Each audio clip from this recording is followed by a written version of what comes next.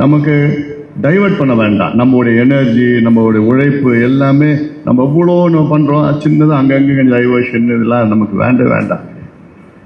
தெளிவாக தேர்தல் ஆணையம் நம்மளை அங்கீகாரம் பண்ணியிருக்கிறாங்க, என்னை கட்சி தலைவரை அங்கீகாரம் பண்ணியிருக்கிறாங்க. தேர்தல் ஆணையம் நமக்கு மாம்பழம் சின்னத்தை ஒதுக்கிட்டாங்க.